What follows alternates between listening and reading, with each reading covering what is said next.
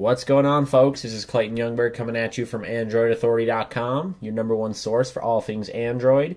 Today we've got a quick overview of an unofficial CyanogenMod TED ROM. Now that's the Jelly Bean build, and this is on the Asus TF300T, the ePad. So we're going to be getting a first look at what Jelly Bean looks like on the transformer pad here. We'll just walk through some of the stuff. Now mind you, this is unofficial. It's from a dump of the Nexus 7, so a lot of the features aren't working, and there's not even a Google Apps package I was able to flash. But this is just to show you what Jelly Bean might look like on a bigger size tablet. So let's go ahead and go through some of the user interface. As you can see, we have our clickable status bar just like we do in Ice Cream Sandwich. And then we have our notifications where we can just swipe away.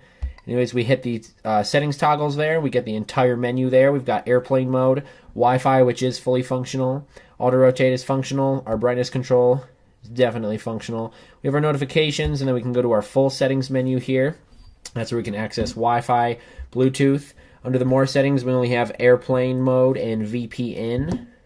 And we've got our sound options, our display, and storage. I've been having some problems with the storage because I put a SD card in there, but it is not recognizing that just yet.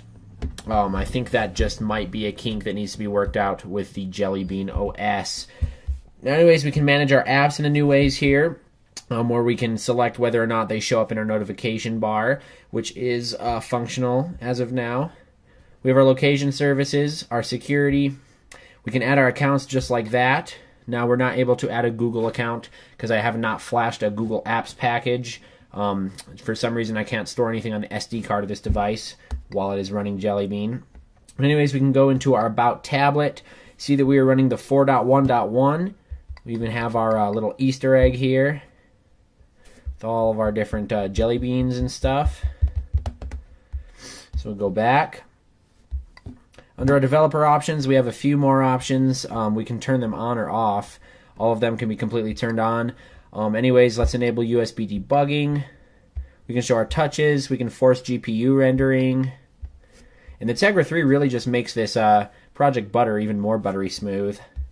We go back. We don't get the Google Now from long pressing the home button, but we do have our recent apps.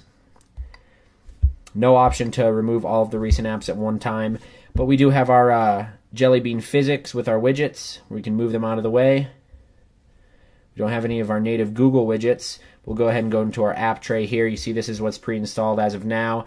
It does come with ROM Manager and the DSP Manager as well as Apollo Music. All things of CyanogenMod source.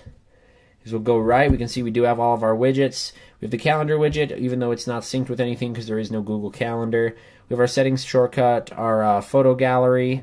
Let's go ahead and add a power control just to show some of the physics of Jelly Bean here. So anyways, we got that running. This is what Jelly Bean is going to look like, almost exactly to a T. It just is missing some of the functionality of Jelly Bean. But stay tuned, guys, because we're going to get a lot more functional builds coming, especially for the Asus TF300T. This is a very good device. Anyways, you guys, if you want to try this ROM out, go ahead. We'll provide the link in the description. You're going to need to have a rooted device, Clockwork Mod Recovery installed, but just flash the zip. Make sure you've got a backup ROM you want to flash in case you're trying to get off of this and you might soft break your device. But anyways, guys, that's just a preview of what the Jelly Bean OS is going to look like on larger tablets, such as the Asus TF300T.